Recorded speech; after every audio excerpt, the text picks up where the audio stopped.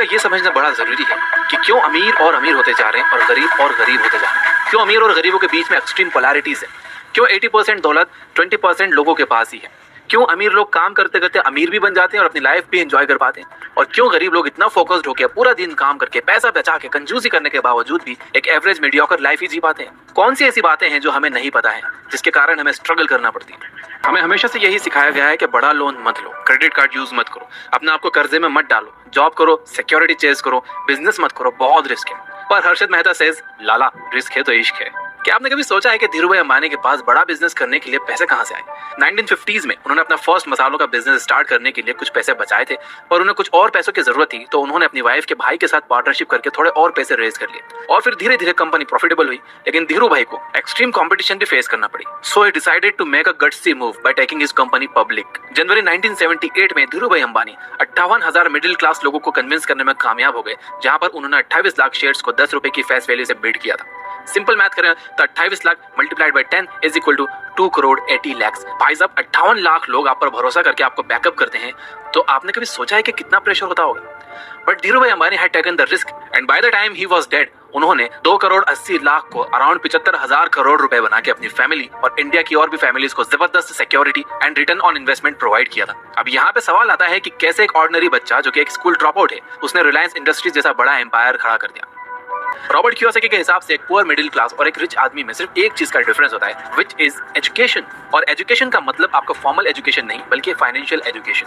अमीरों के पास financial education बहुत ज्यादा होती है, इसलिए फॉर्मल एजुकेशन से ज्यादा इंपॉर्टेंट फाइनेंशियल एजुकेशन को मानते हैं, क्योंकि यही वो एजुकेशन है जो उनको अमीर बनने में हेल्प करती है। व्हाई रिच गेट रिचर में रॉबर्ट कियोसाकी ने 3 मेजर लेसन्स पर फोकस करने की एडवाइस दी है, टैक्सेस, डेट और फैंटम इनकम। चलो पहले तीनों को समझते हैं। Number 1, taxes.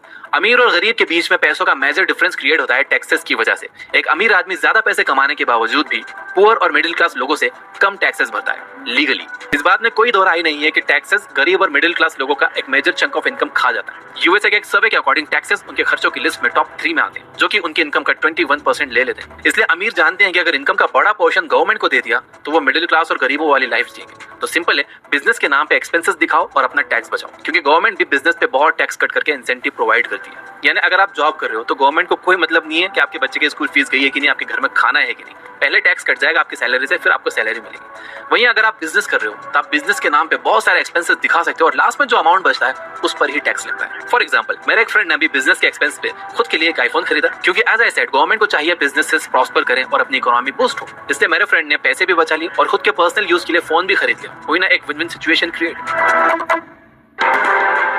Date is the one of the most important tools जिसका यूज करके रिच और वेल्दी होते जाते हैं और मिडिल क्लास और गरीब होते जाते हैं। बहुत लोग सोचते हैं कि वो लोग बिजनेस करेंगे, पर पैसे ना होने के कारण वो जॉब करके पैसे जमा तो करते हैं, बट कंफर्ट जोन में आ जाने के कारण फिर अपने बिजनेस के बारे में सोचते ही नहीं है। पर यही सेम लोगों को जब कार, घर, आईफोन जैसे चीजें लेने का मन होता है, तब ये लोग या तो लोन ले लेते हैं या फिर क्रेडिट कार्ड स्वाइप करके अपने लिए लाइबिलिटीज खरीद लेते हैं, वो भी हाई इंटरेस्ट रेट पर। देखा जाए तो फाइनेंस बड़ा ही सिंपल है, जो मेरे पॉकेट में पैसा डाले वो एसेट और जो मेरे पॉकेट से पैसा निकाले वो liability. Mukesh Ambani one of the richest man होने के बावजूद भी जियो के लिए 12,850 करोड़ का लोन उठाते हैं। क्यों? धंधे के लिए। अब धंधे और डेट में क्या रिलेशन?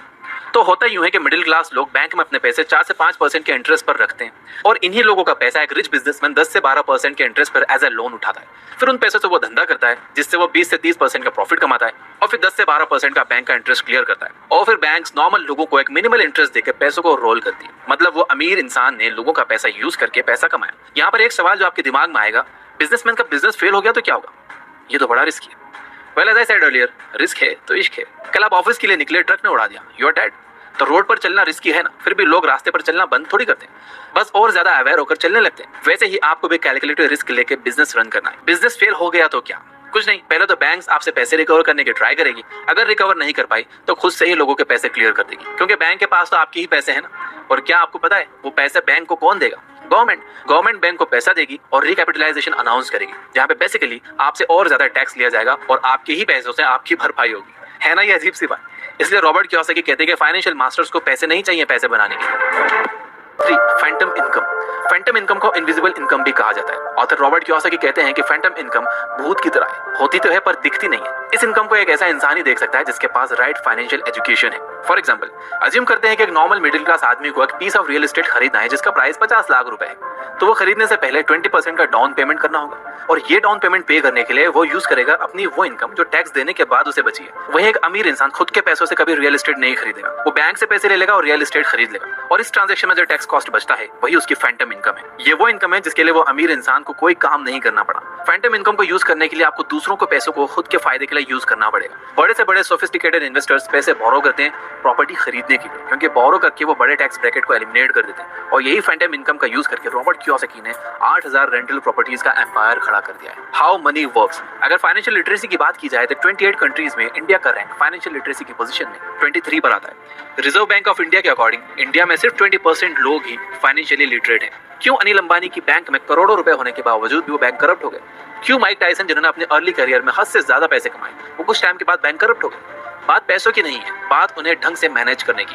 चाय सुट्टा बार के ऑनर अनुभव दुबे कोई प्रिविलेज बैकग्राउंड से नहीं आते थे, फिर भी उन्होंने 400 आउटलेट्स खोली, 150 करोड़ का रेवेन्यू जनरेट किया, वो भी बिना किसी फंडिंग के, only and only boot strapping के बेस पर। और ये कोई रॉकेट साइंस नहीं है। आपको बजटिंग पे ध्यान देना है, इनकम का 20% इन्वेस्ट करना है, हेल्थ के लिए इंश्योरेंस करवाना है, और बुढ़ापे बच्चों की शादी और एजुकेशन के लिए प्लान करना है। It's not how much money you make, but how much you keep, how hard it works for you, and how many generations you keep it for. Robert Kiyosaki. Most people will suffer, but India will conquer.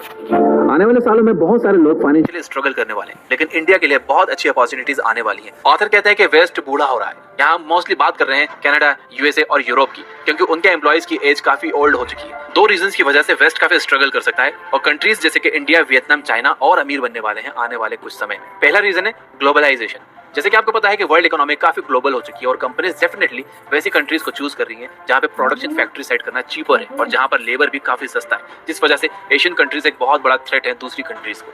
और number 2 है technology. अब सारे businesses technology use करते हैं, तो जो country tech friendly है वहां कंपनीज ज्यादा जल्दी ग्रो कर पाएंगी, और यहीं पे इंडिया के पास बहुत बड़ी अपॉर्चुनिटी है। तो अभी हम सभी को फाइनेंशियल लिटरेसी पर फोकस करना चाहिए, और साथ ही अपनी स्किल्स को इंप्रूव करने पे भी फोकस करना होगा, जिससे हम इंडिया को आने वाले सालों में और आगे बढ़ा सकें।